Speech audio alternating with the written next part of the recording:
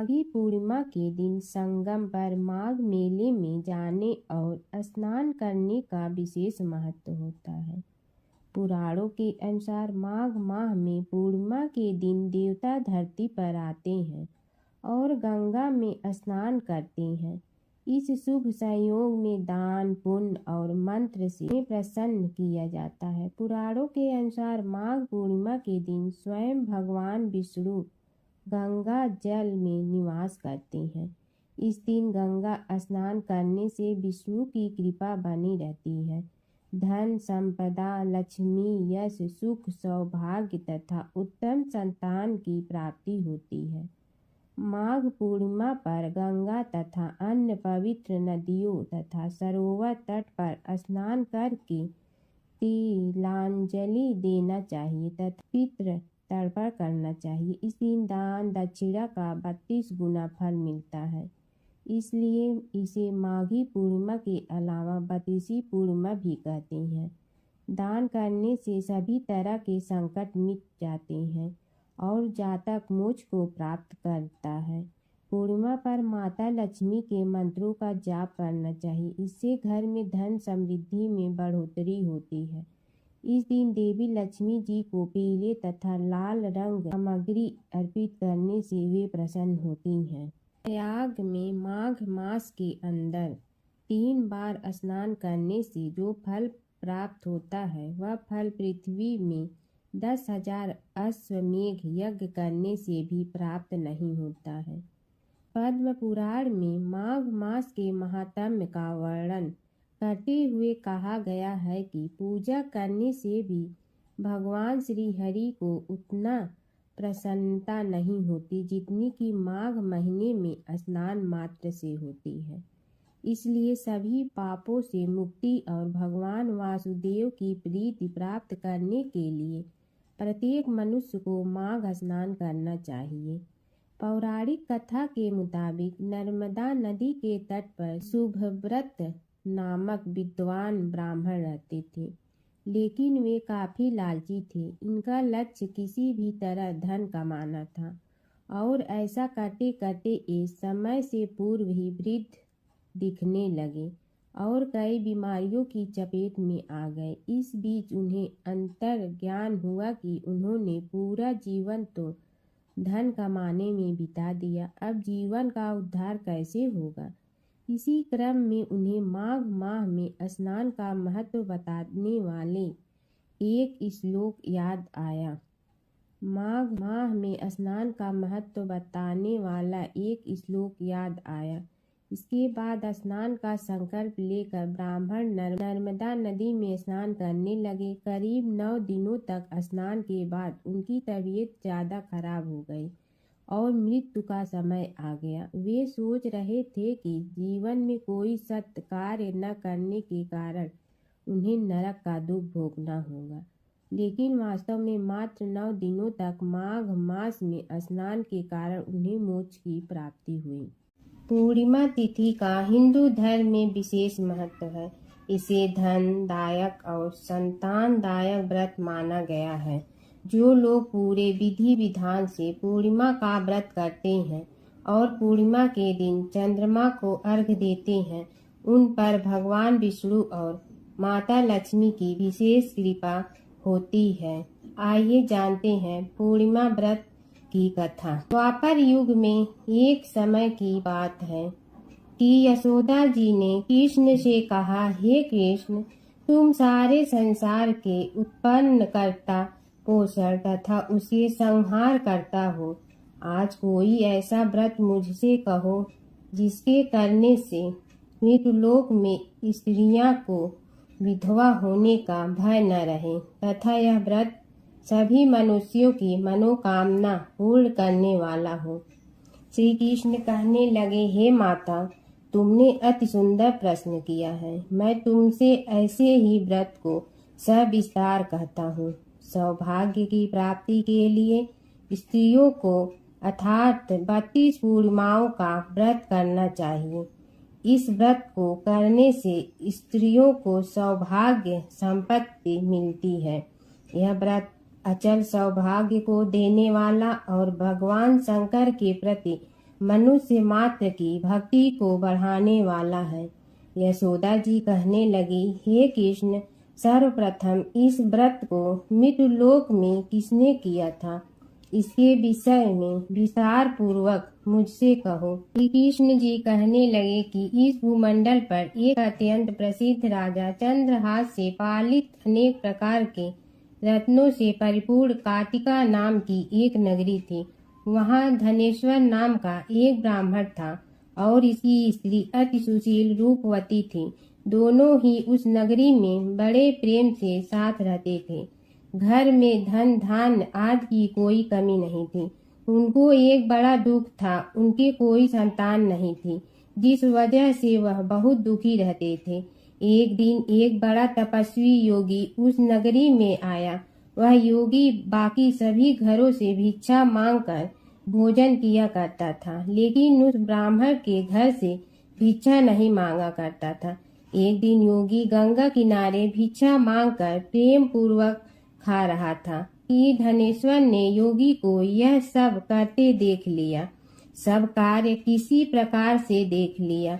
अपनी भिक्षा अनादर से दुखी होकर धनेश्वर योगी से बोले, और सभी घरों से भिक्षा लेते हैं, परंतु मेरे घर की भिक्षा कभी भी नहीं लेते, इसका क्या कारण है।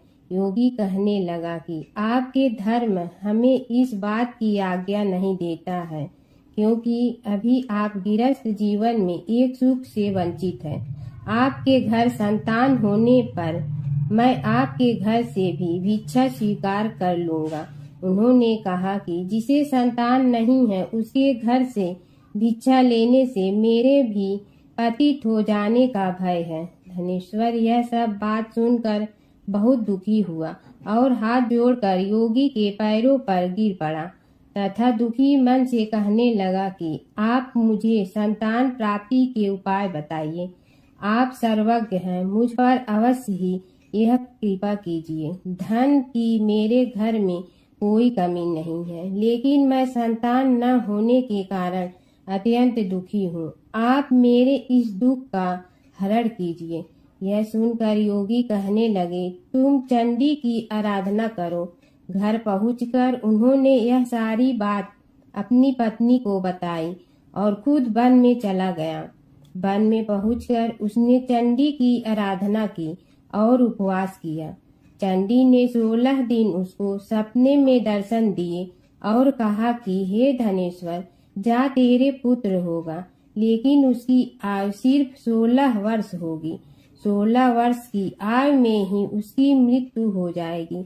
अगर तुम दोनों स्त्री और पुरुष 32 पूर्णिमाओं को व्रत करोगे तो यह दीर्घायु हो जाएगा। जितनी तुम्हारी सामर्थ्य हो उतने आटे के दिए जलाकर शिव जी का पूजन करना, लेकिन पूर्णमासी 32 ही होनी चाहिए। सुबह होती ही तुम्हें इस स्थान के पास एक आम का पेड़ दिखाई देगा। उस पर चढ़कर एक फल तोड़कर अपने घर चले जाना। अपनी स्त्री का इस बारे में बताना। सुबह स्नान होने के बाद वह स्वच्छ होकर शंकर जी का ध्यान करके उस फल को खा ले, तब शंकर भगवान की कृपा से उसको गर्भ हो जाएगा।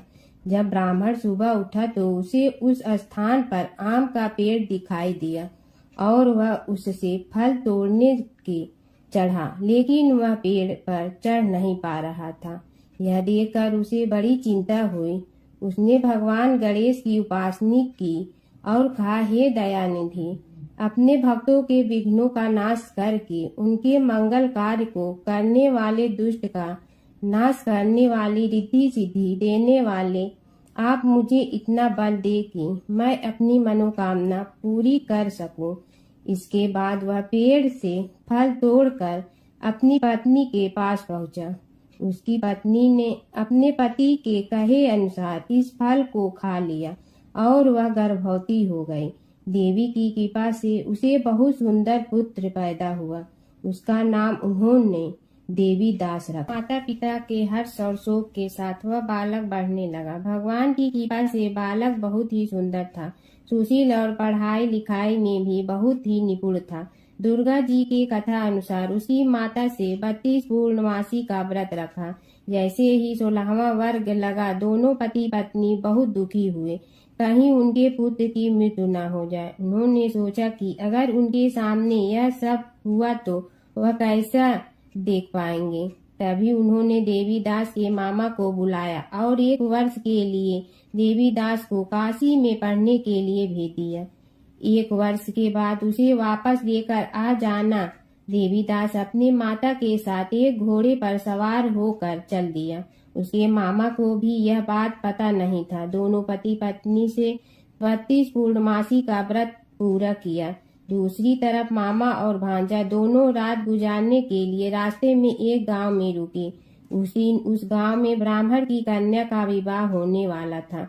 जिस धर्मशाला में वर और बारात के बाकी लोग रुके हुए थे, उसी धर्मशाला में देवीदास और उसका मामा ठहर गए।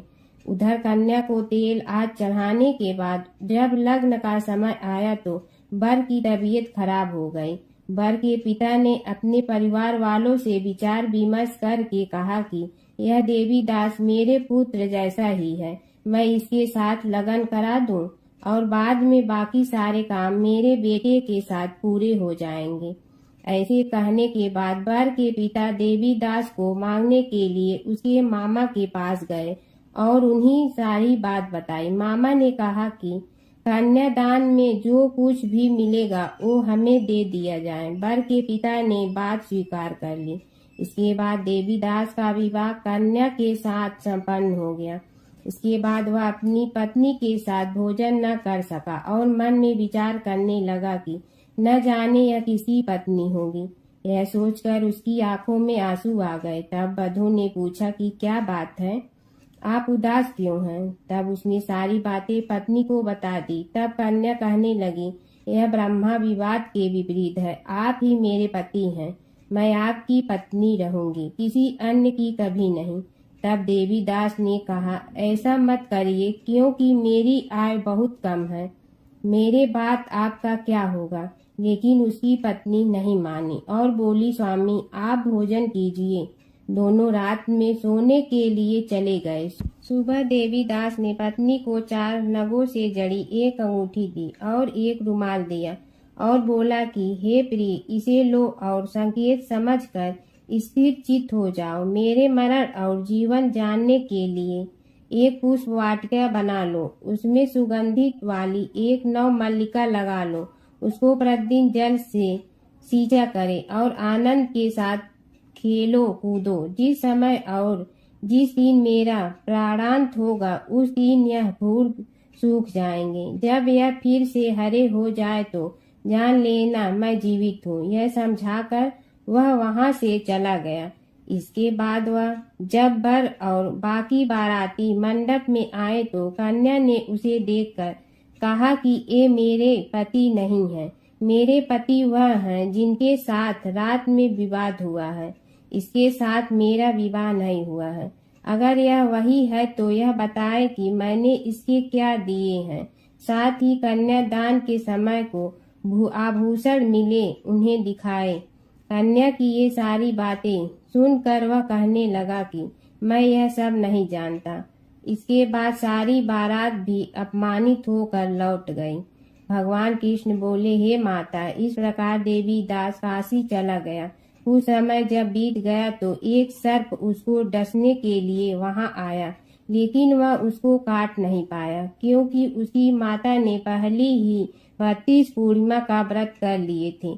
इसके बाद खुद काल वहां पहुंचा। भगवान की कृपा से तभी वहां माता पार्वती और भगवान गणेश आ गए।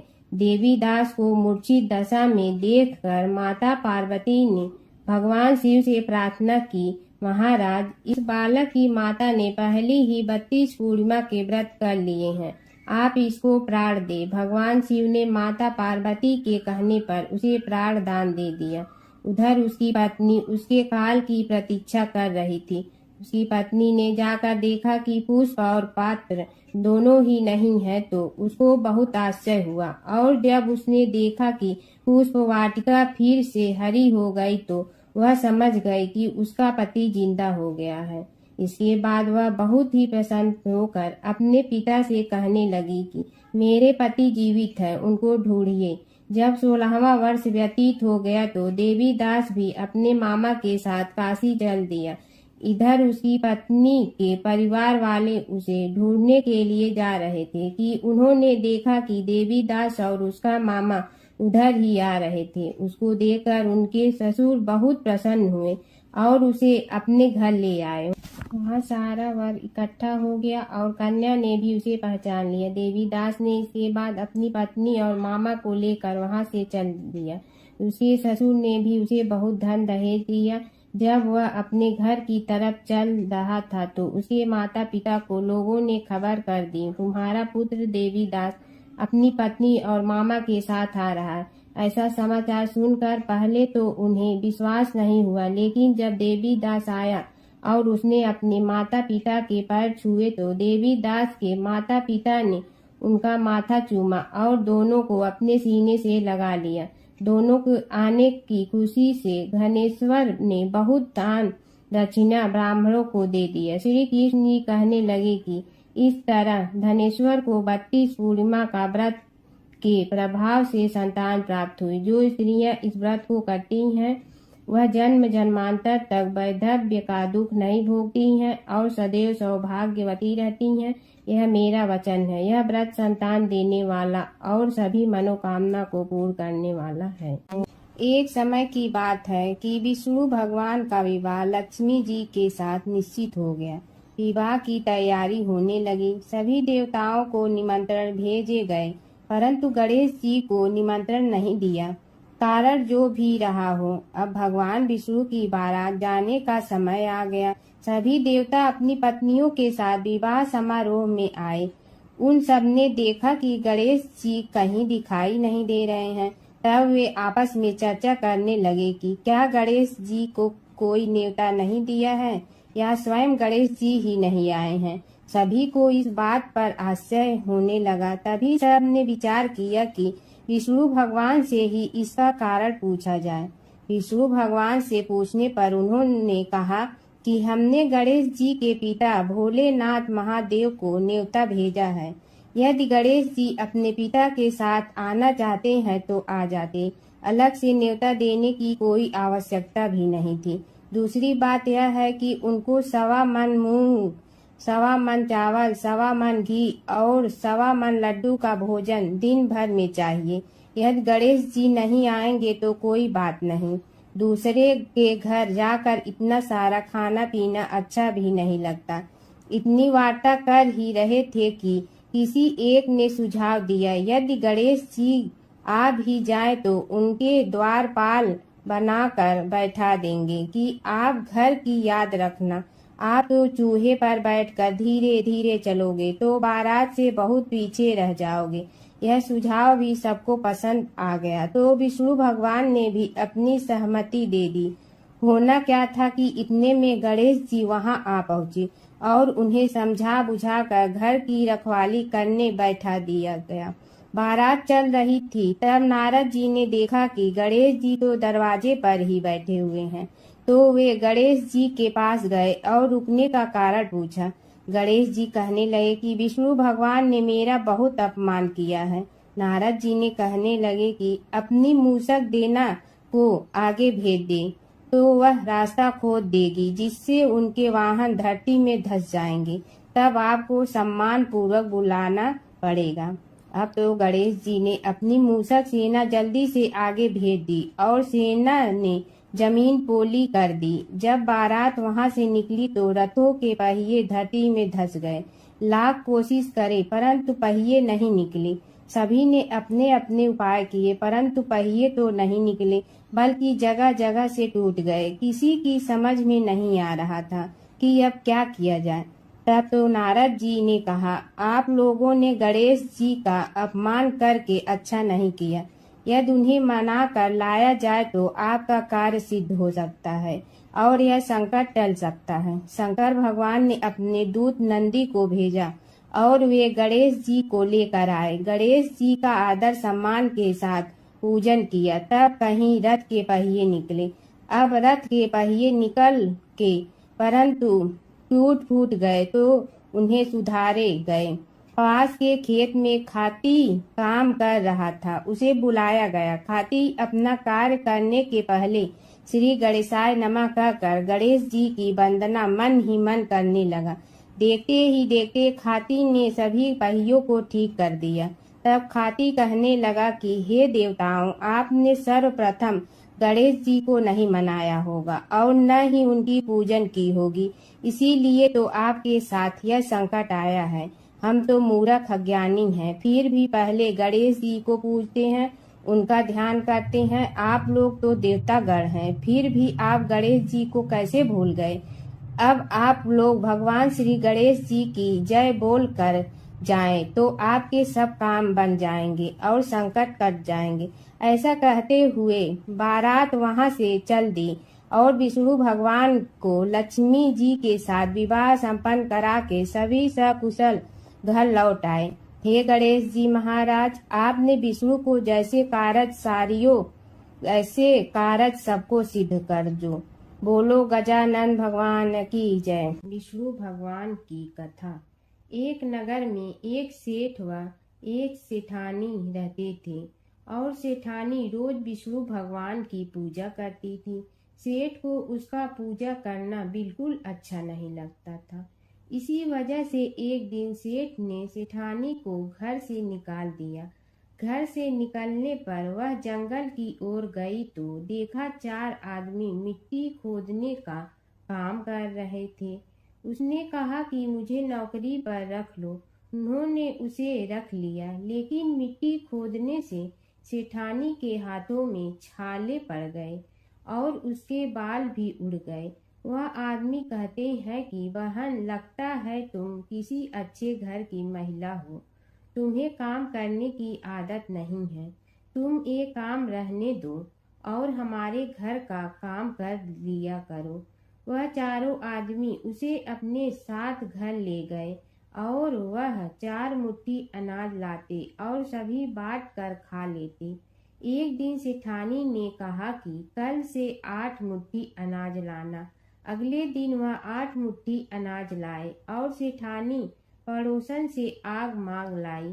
उसने भोजन बनाया, विष्णु भगवान को भोग लगाया, फिर सभी को खाने को दिया। सारे भाई बोले कि बहन, आज तो भोजन बहुत स्वादिष्ट बना है। सेठानी ने कहा कि भगवान का जूठा है तो स्वाद तो होगा ही। सेठानी के जाने के बाद सेठ भूखा रहने लगा और आस पड़ोस के सारे लोग कहने लगे कि ये तो सेठानी के भाग्य से खाता था। एक दिन सेठ अपनी सेठानी को ढूंढने चल पड़ा। उसने ढूंढते हुए वह भी उस जंगल में पहुंच गया जहां वह चारों आदमी मिट्टी खोद रहे थे। सेठ ने उन्हें देखा तो कहा कि भाई, मुझे भी काम पर रख लो। उन आदमियों ने उसे काम पर रख लिया, लेकिन मिट्टी खोदने से उसके भी हाथों में छाले पड़ गए और बाल उड़ने लगे। उसकी यह हालत देख चारों बोले कि तुम्हें काम की आदत नहीं है, तुम हमारे साथ चलो और हमारे घर में रह लो। सेठ उन चारों आदमियों के साथ उनके घर चला गया और जाते ही उसने सेठानी को पहचान लिया, लेकिन सेठानी घूंघट में थी तो सेठ को देख नहीं पाई। सेठानी ने सभी के लिए भोजन तैयार किया और हर रोज की भांति विष्णु भगवान को भोग लगाया।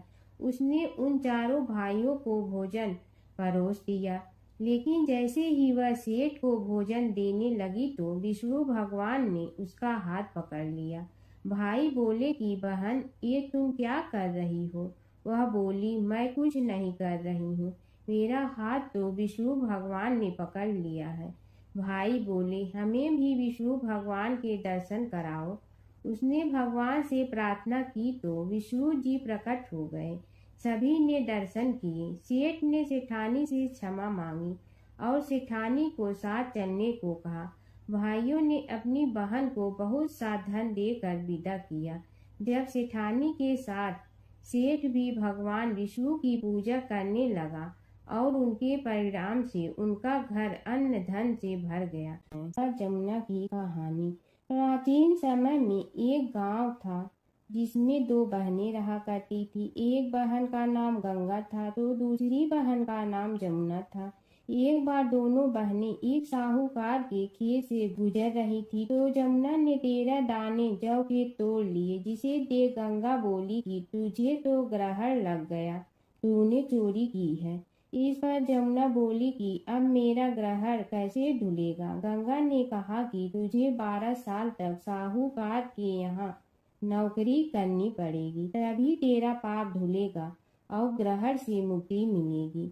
जमुना साहूकार के यहाँ नौकरी के लिए जाती है और अपने लिए काम मांगती है। साहूकार उसे काम पर रख लेता है, लेकिन काम करने से पहले जमुना उसे कहती है कि मैं सारे काम करूंगी लेकिन 4 काम नहीं करूंगी। जूठे बर्तन नहीं मांजूंगी, झाड़ू नहीं लगाऊंगी, बिस्तर नहीं बिछाऊंगी और दिया नहीं जलाऊंगी। 12 साल के बाद कुंभ का मेला लगा तो साहूकारनी भी कुंभ नहाने जाने लगी। जमुना ने उसे जाते देख कहा कि कुंभ के मेले में मेरी बहन गंगा मिलेगी तो उसे यह सोने का टक्का दे देना, इससे वह अपने हाथों में सुंदर चूड़ियां पहन लेगी। साहूकारनी ने कुंभ के मेले में गंगा को वह सोने का टका दे दिया। गंगा ने उनसे वह टका लेते हुए कहा कि मेरी बहन को कहना कि उसके 12 वर्ष पूरे हो गए हैं, अब वह वहां वापिस आ जा।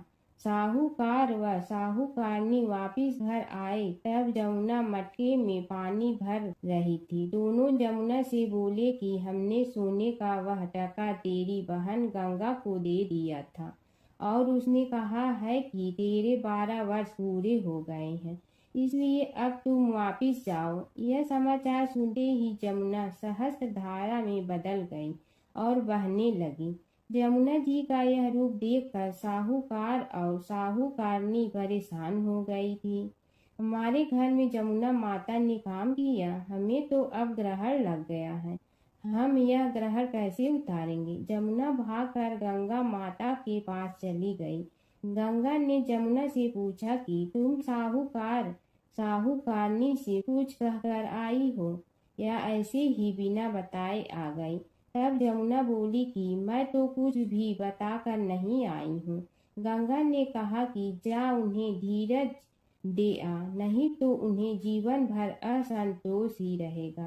गंगा के कहने पर जमुना माता ने साहूकारनी को सपने में दर्शन दिए और कहा कि तुम दोनों उल्टे माथे क्यों पड़े हो, जाओ उठकर खाओ पियो। तब दोनों बोले कि हम कैसे उठें, हमें तो ग्रहण लगा है, क्योंकि हमने उल्टे सीधे और पता नहीं कितने नीच कार्य आपसे कराए हैं। तब जमुना जी बोली कि तुम्हें ग्रहण नहीं लगा है, ग्रहण तो मुझे लगा था कि मैंने तुम्हारे खेत से 13 दाने जौ के चुराए थे।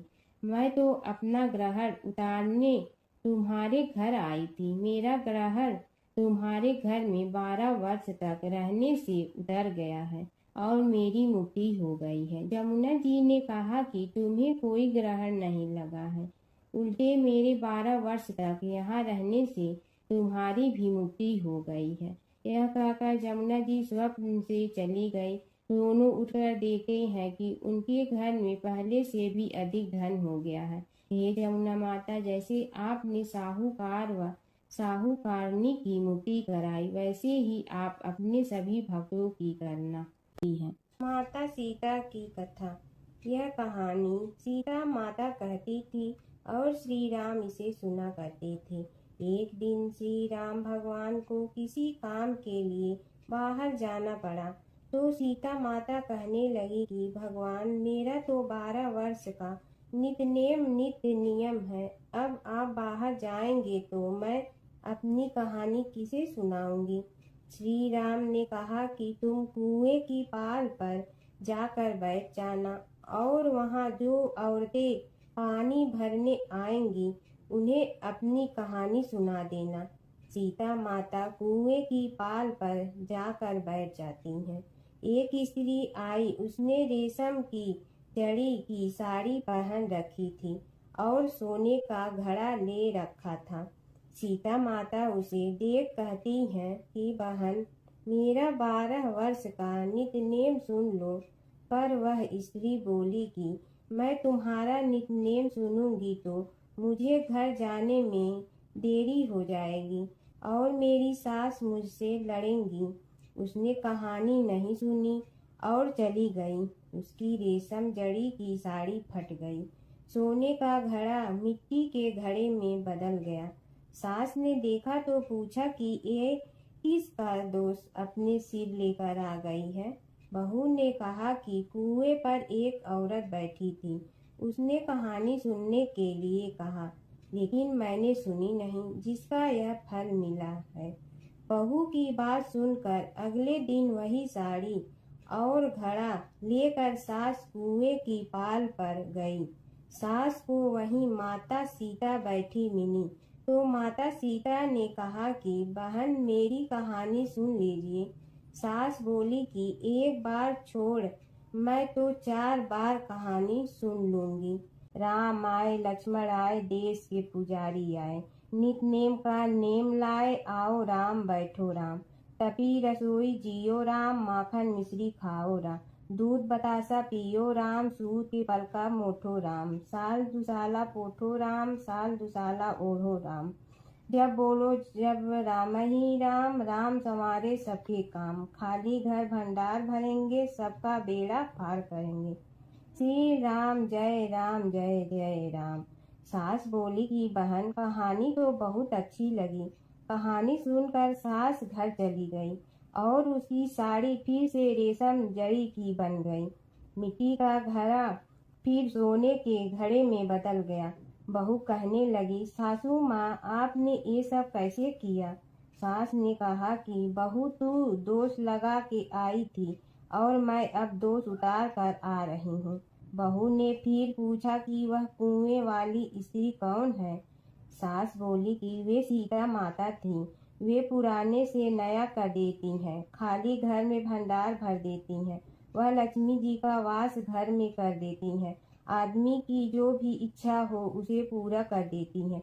बहू बोली कि ऐसी कहानी मुझे भी सुना दो। सास बोली कि ठीक है, तुम भी सुनो। और सास ने कहानी शुरू की। राम आए लक्ष्मण आए, देश के पुजारी आए, नित नेम का नेम लाए, आओ राम बैठो राम। तपी रसोई जियो राम, माखन मिश्री खाओ राम। दूध बतासा पियो राम, सूत के पलका मोठो राम। साल दुसाला पोठो राम, साल दुसाला ओढ़ो राम। जब बोलो जब राम ही राम, राम संवारे सबके काम। खाली घर भंडार भरेंगे, सबका बेड़ा पार करें। श्री राम जय जय राम। कहानी सुनकर बहू बोली कि कहानी तो बहुत अच्छी है। सास ने कहा कि ठीक है, इस कहानी को रोज कहा करेंगे। अब सास बहू रोज सवेरे उठती, नहाती धोती और पूजा करने के बाद नितनेम की सीता की कहानी कहती। एक दिन उनके यहाँ एक पड़ोस की औरत आई और बोली कि बहन, जरा सी आँच दे ना। तो वह बोली कि आज तो अभी हमने जलाई ही नहीं। पड़ोसन ने कहा कि तुम सुबह 4 बजे से उठकर क्या कर रही हो? फिर उन्होंने कहा कि सुबह उठकर हम पूजा करते हैं, फिर सीता माता की नितनेम की कहानी कहते हैं। पड़ोसन ने उसकी बात सुनकर फिर कहा कि सीता माता की कहानी कहने से तुम्हें क्या मिलता है? वे बोली कि इनकी कहानी कहने से घर में भंडार भर जाते हैं, सारे काम सिद्ध होते हैं, मन की इच्छा भी पूरी हो जाती है। पड़ोसन कहती है कि बहन, ऐसी कहानी तो मुझे भी सुना दो। फिर वह बोली कि ठीक है, तुम भी यह कहानी सुन लो। राम आए लक्ष्मण आए, देश के पुजारी आए, नित नेम का नेम लाए, आओ राम बैठो राम। सारी कहानी सुनने के बाद पड़ोसन कहने लगी, बहन, कहानी तो मुझे बहुत अच्छी लगी। अब वह पड़ोसन भी नित नेम सीता माता की कहानी कहने लगी। कहानी कहने से सीता माता ने पड़ोसन के भी भंडार भर दिए। अब तो पूरे मोहल्ले में नित नेम की कथा चल पड़ी। हर किसी की मनोकामना पूरी होने लगी। हे सीता माता, जैसे आपने उनके भंडार भरे, वैसे ही आप हमारे भी भंडार भरना, सबकी भरना, कहानी सुनने वाले के भी और कहानी कहने वाले के भी। गणेश और बुढ़िया माई की कथा। एक बुढ़िया थी, वह बहुत ही गरीब और दृष्टिहीन थी। उसके एक बेटा और बहू थे। वह बुढ़िया सदैव गणेश जी की पूजा किया करती थी। एक दिन गणेश जी प्रकट होकर उस बुढ़िया से बोले, बुढ़िया माँ, तू जो चाहे सो मांग ले। बुढ़िया बोली, मुझे तो मांगना नहीं आता, कैसे और क्या मांगूं। तब गणेश जी बोले, अपने बहू बेटे से पूछ कर मांग ले। तब बुढ़िया ने अपने बेटे से कहा, गणेश जी कहते हैं तू कुछ मांग ले, बता मैं क्या मांगूं। पुत्र ने कहा, माँ तू धन मांग ले। बहू से पूछा तो बहू ने कहा, नाती मांग ले। तब बुढ़िया ने सोचा कि ये तो अपने अपने मतलब की बात कर रहे हैं। अतः उस बुढ़िया ने पड़ोसन से पूछा तो उन्होंने कहा, बुढ़िया तू तो थोड़े दिन जियोगी, क्यों तू धन मांगो और क्यों नाती मांगे। तू तो अपनी आँखों की रोशनी मांग ले, जिससे तेरी जिंदगी आराम से कट जाए। इस पर बुढ़िया बोली, यदि आप प्रसन्न है तो मुझे 9 करोड़ की माया दे, निरोगी काया दे, अमर सुहाग दे, आँखों की रोशनी दे, नाती दे, पोता दे और सब परिवार को सुख दे और अंत में मोक्ष दे। यह सुनकर तब गणेश जी बोले, बुढ़िया माँ, तुमने तो हमें ठग लिया। फिर भी जो तूने मांगा है वचन के अनुसार सब तुझे मिलेगा। और यह कहकर गणेश जी अंतर ध्यान हो गए। उधर बुढ़िया माँ ने जो कुछ मांगा वह सब कुछ मिल गया। हे गणेश जी महाराज, जैसे तुमने उस बुढ़िया माँ को सब कुछ दिया वैसे ही सबको देना। बुढ़िया माई को मुक्ति दी तुलसी माता की कथा। एक बुढ़िया माई तुलसी जी को सींचती और कहती कि हे तुलसी माता, सत की दाता, मैं तेरा बिडला सींचती हूँ, मुझे बहू दे, पीताम्बर की धोती दे, मीठा मीठा घास दे, बैकुंठा में वास दे, चटक की चाल दे, पटक की मोत दे, चंदन का काठ दे, रानी सा राज दे, दाल भात का भोजन दे, 11 की मौत दे, कृष्ण जी का कंधा दे। तब तुलसी माता यह सुनकर सूखने लगी। तो भगवान ने पूछा कि हे तुलसी, तुम क्यों सूख रही हो। तुलसी माता ने कहा कि एक बुढ़िया रोज आती है और यही बात कह जाती है, मैं सब बात तो पूरा कर दूंगी, लेकिन कृष्ण का कंधा कहाँ से लाऊंगी।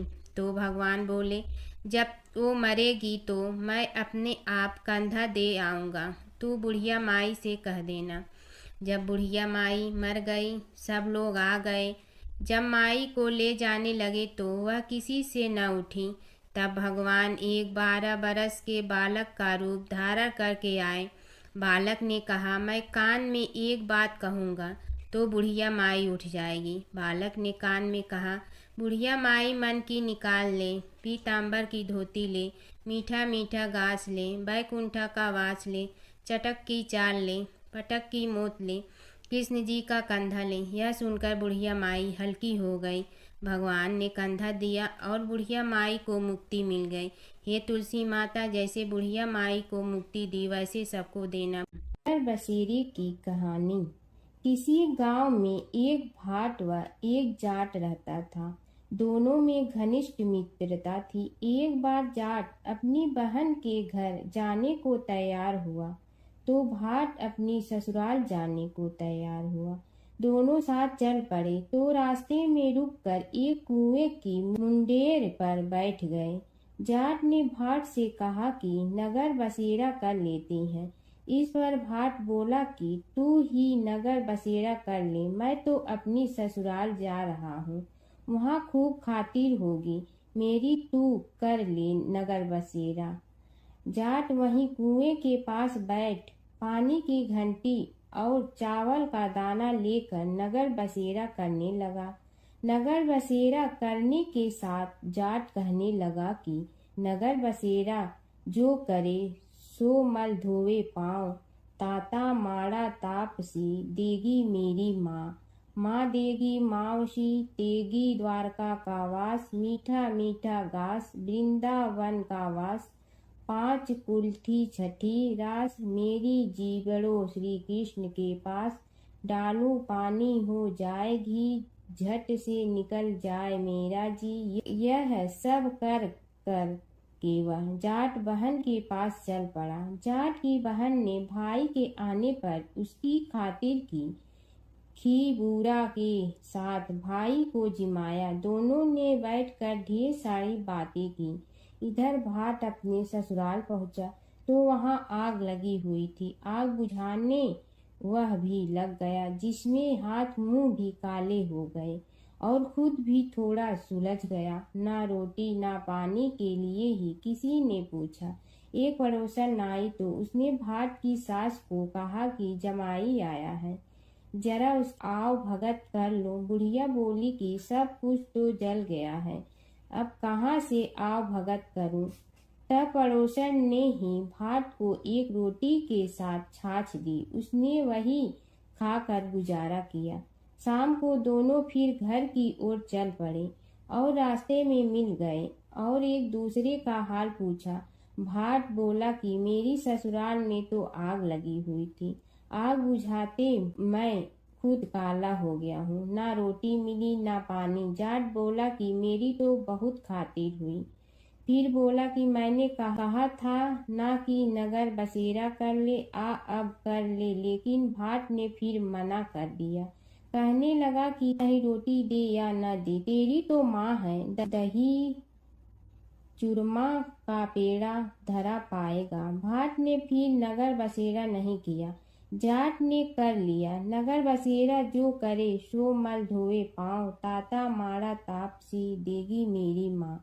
माँ देगी मावशी देगी द्वारका का वास, मीठा मीठा घास वृंदावन का वास। 5 कुल्ठी छठी रास, मेरा जी बड़ो श्री कृष्ण के पास। डालूं पानी हो जाए घी, झट से निकल जाए मेरा जी। करके वह चल पड़ा। घर पहुँचते ही जाट की मौसी ने बहुत लाड प्यार किया। उधर भाट घर गया तो उसकी भैंस खो गई थी। बाप एक लाठी रखे तो दूसरी उठाए और कहने लगा कि ससुराल गया तो आग लगा दी, अब यहाँ आया तो भैंस खो दी। बाप ने कहा कि पहले भैंस लेकर आ, तभी रोटी पानी मिलेगा। सारा दिन भाट भैंस ढूंढता रहा, लेकिन उसे भैंस नहीं मिली। जाट और भाट की मुलाकात फिर से बाजार में हो गई। जाट ने भाट के हाल चाल पूछे तो भाट बोला कि आते ही भैंस खो गई, बस उसी दिन से भैंस ढूंढ रहा हूँ। रोटियां का तो पूछो ही मत। जाट ने कहा कि मैंने तो पहले ही कहा था कि नगर बसेरा कर ले। जाट की बात सुनकर भाट बोला कि तेरे नगर बसेरे में इतनी ताकत है तो चल अब कर लेते हैं। दोनों ने बैठकर नगर बसेरा किया। नगर बसेरा जो करे सो मल धोवे पाँव, ताता मारा तापसी देगी मेरी माँ। माँ देगी मौसी देगी द्वारका का वास, मीठा मीठा घास वृंदावन का वास। 5 कुल्ठी छठी रास, मेरा जीवड़ो श्री कृष्ण के पास। डालू पानी हो जाए घी, झट से निकल जाए मेरा जी।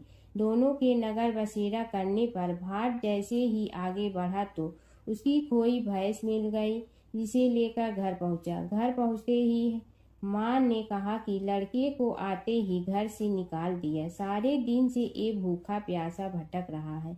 यह कहकर उसकी माँ ने उसको खूब खिलाया पिलाया। इस घटना के बाद सारे नगर में ढिंढोरा पिटवा गया कि तब कोई अपने पीहर या सास से आते जाते नगर बसेरा करें। जैसे भाट को नगर बसेरा करने का फल मिला, वैसे ही हर किसी को मिले। धरती के प्रथम मानव स्वयंभू मनु और उनकी पत्नी शतरूपा की कथा। स्वयंभू मनु को आदि भी कहा जाता है। आदि का अर्थ प्रारंभ। सभी भाषाओं के मनुष्यवाची शब्द मैन, मनुज, मानव, आदम, आदमी आदि सभी मनु शब्द से प्रभावित हैं। यह समस्त मानव जाति के प्रथम संदेशवाहक हैं। इन्हें प्रथम मानने के कई कारण हैं। संसार के प्रथम पुरुष स्वयंभू मनु और प्रथम स्त्री थी शतरूपा। इन्हें प्रथम पुरुष और प्रथम स्त्री की संतानों से संसार के समस्त जनों की उत्पत्ति हुई। मनु की संतान होने के कारण वे मानव कहलाए। मानव उसे कहते हैं जिसमें जड़ और प्राण से कहीं ज्यादा सक्रिय है। मन, मनुष्य में मन की ताकत है, विचार करने की ताकत है, इसीलिए उसे मनुष्य कहते हैं। क्योंकि यह सभी मनु की संतानें हैं, इसलिए मनुष्य को मानव भी कहा जाता है। हिंदू धर्म में स्वयंभू मनु के ही कुल में आगे चलकर स्वयंभू सहित कुल क्रमशः 7 मनु हुए और 7 होना बाकी है। महाभारत में 8 मनुओं का उल्लेख मिलता है। श्वेत वराह कल्प में 14 मनुओं के नाम स्वयंभू, स्वरोचिष, औतमी, तामस मनु, रैवत, चाक्षुष, वैवस्वत, सूर्य सावर्णी, दक्ष सावर्णी, ब्रह्मा सावर्णी, धर्म सावर्णी, रुद्र सावर्णी, रौच या देव सावर्णी, भौत या इंद्र सावर्णी। प्रजापत्य कल्प में ब्रह्मा ने रुद्र रूप को ही स्वयंभू मनु और स्त्री रूप में शतरूपा को प्रकट किया। शंभु मनु एवं शतरूपा की कुल 5 संतानें थीं, जिनमें से 2 पुत्र प्रियव्रत एवं उत्तानपाद तथा 3 कन्याएं आकुति, देवहूति और प्रसूति थी। आकुति का विवाह रुचि प्रजापति के साथ और प्रसूति का विवाह दक्ष प्रजापति के साथ हुआ। देवहूति का विवाह प्रजापति करदम के साथ हुआ। रुचि के आकुति से एक पुत्र उत्पन्न हुआ जिसका नाम यज्ञ रखा गया। इनकी पत्नी का नाम दक्षिणा था। कपिल ऋषि देवहूति की संतान थे। हिंदू पुराणों अनुसार इन्हीं 3 कन्याओं से संसार के मानवों में वृद्धि हुई। दक्ष ने प्रसूति से 24 कन्याओं को जन्म दिया। इसके नाम श्रद्धा, लक्ष्मी, पुष्टि, धुति, तुष्टि, मेधा, क्रिया, बुद्धि, लज्जा, वपु, शांति, रिद्धि और कीर्ति है।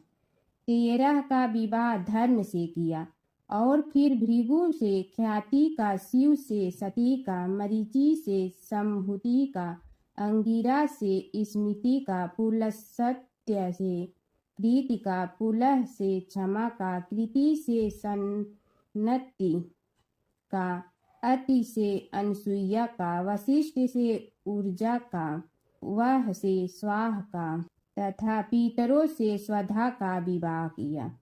आगे आने वाली सृष्टि इन्हीं से विकसित हुई।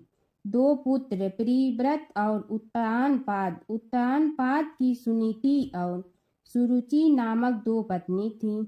राजा उत्तानपाद के सुनीति से ध्रुव तथा सुरुचि से उत्तम नामक पुत्र उत्पन्न हुए। ध्रुव ने बहुत प्रसिद्धि हासिल की थी।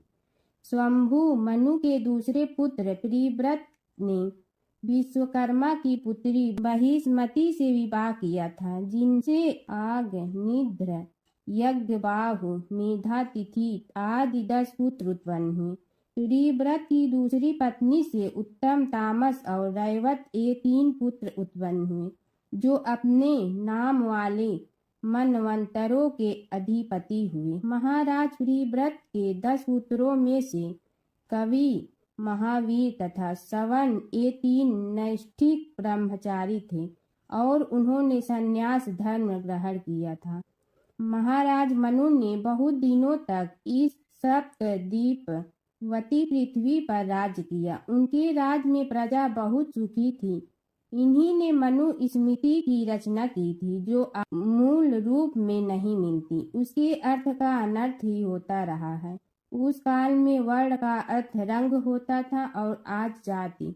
प्रजा का पालन करते हुए जब महाराज मनु को मोक्ष की अभिलाषा हुई तो वे संपूर्ण राजपाट अपने बड़े पुत्र उत्तानपाद को सौंपकर एकांत में अपनी पत्नी शतरूपा के साथ नैमिषारण्य तीर्थ चले गए। लेकिन उत्तानपाद की अपेक्षा उनके दूसरे पुत्र राजा प्रियव्रत की प्रसिद्धि ही अधिक रही। मनु ने सुनंदा नदी के किनारे 100 वर्ष तक तपस्या की। दोनों पति पत्नी ने नैमिषारण्य नामक पवित्र तीर्थ में गोमती के किनारे भी बहुत समय तक तपस्या की। उस स्थान पर दोनों की समाधियां बनी हुई हैं।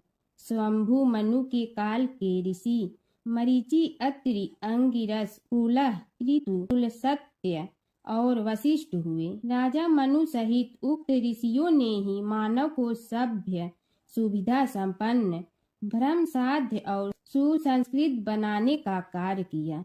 राजा प्रियव्रत के ज्येष्ठ पुत्र अग्निध्र जम्बूद्वीप के अधिपति हुए।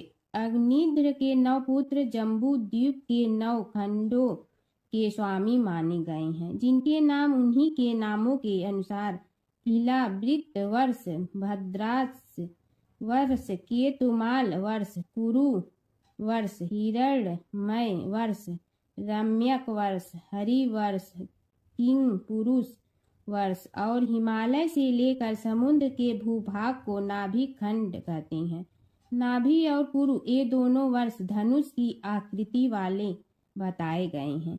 नाभि के पुत्र ऋषभ हुए और ऋषभ से भरत का जन्म हुआ। भरत के नाम पर ही बाद में इस नाभि खंड को भारतवर्ष कहा जाने लगा। आप सोच रहे होंगे कि जब स्वयंभू मनु ही धरती के पहले मानव थे, जो अन्य ऋषि प्रजापति आदि कहाँ से आए। दरअसल प्राचीन काल में इस पृथ्वी के कई विभाजन थे, पाताल, धरती, स्वर्ग आदि। स्वर्ग से ही ब्रह्मा ने शंभु मनु को धरती पर उतारा था। उनके इस अवतरण की कथाएं भिन्न भिन्न मिलती हैं। एक समय की बात है, एक निर्धन ब्राह्मण था। वह बहुत ही गरीब था, लेकिन मन से श्रद्धालु था। माघ मास आने पर उसने किसी से सुना कि माघ मास में प्रातः काल पवित्र नदी में स्नान करने से सारे पाप नष्ट हो जाते हैं और भगवान विष्णु की विशेष कृपा प्राप्त होती है। उस ब्राह्मण के पास न तो गर्म वस्त्र थे, न ही अच्छे भोजन की व्यवस्था। फिर भी वह प्रतिदिन ठंड में नदी स्नान करता और भगवान विष्णु का ध्यान करता। वह न तो दिखावे के लिए व्रत करता था और न ही किसी से कुछ मांगता था।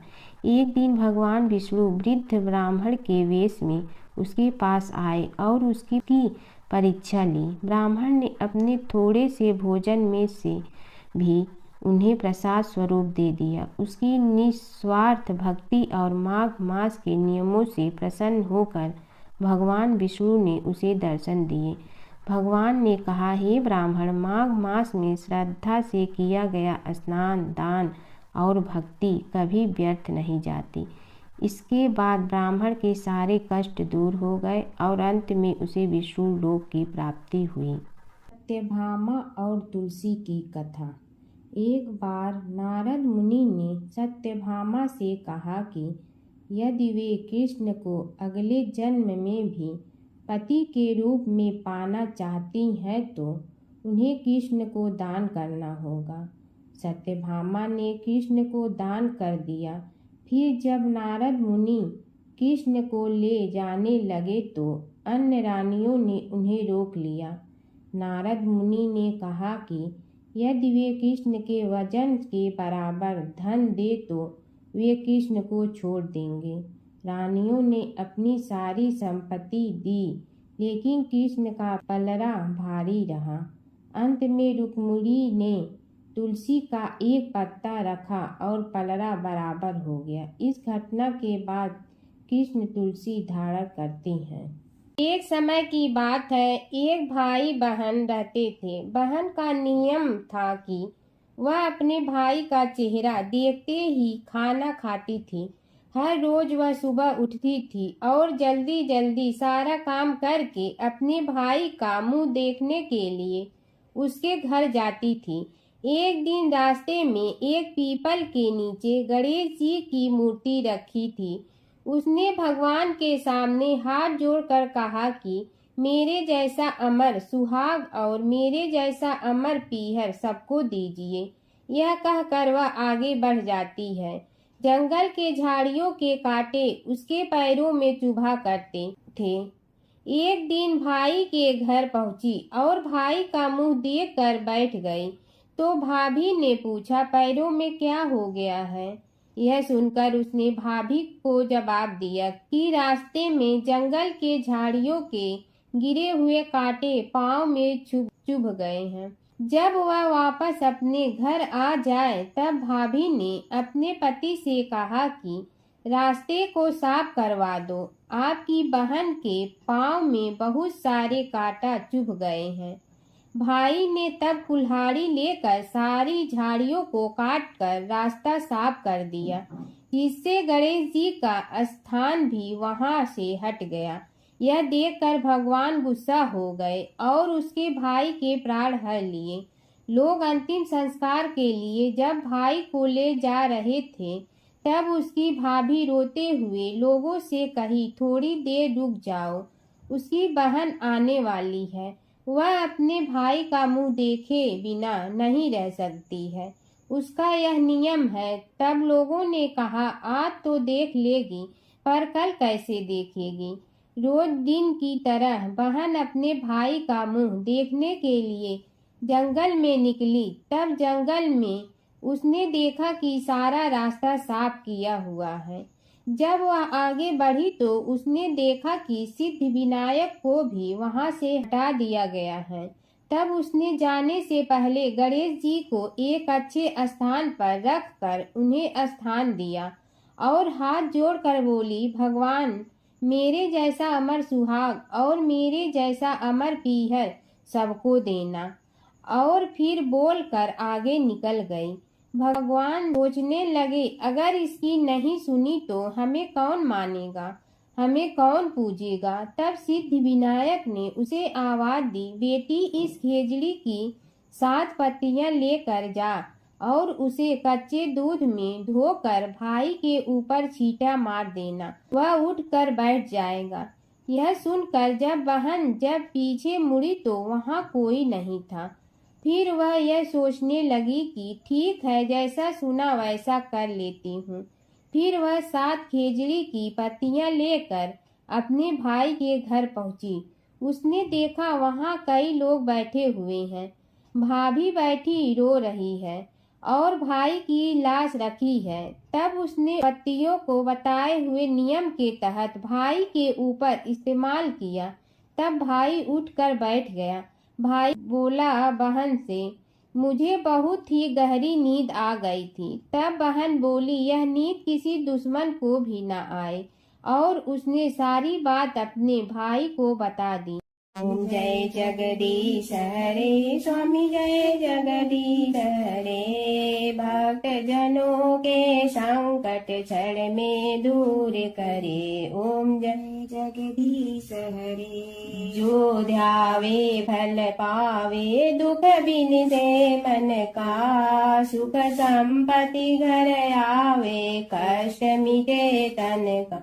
ओम जय जगदीश हरे, मात पिता तुम मेरे, शरण कहूँ किसकी, तुम बिन और न दूजा, आस करूँ जिसकी। ओम जय जगदीश हरे, तुम पूर्ण परमात्मा, तुम अंतर्यामी, पार ब्रह्म परमेश्वर, तुम सबके स्वामी। ओम जय जगदीश हरे, तुम बिंदा के सागर, तुम पालन करता, मैं मूर्ख कल काम, कृपा करो भरता। ओम जय जगदीश हरे, तुम हो ये कय गोचर, सबके प्राणपति, किस विधि मिलूं दया में, तुमको मैं कुमति। ओम जय जगदीश हरे,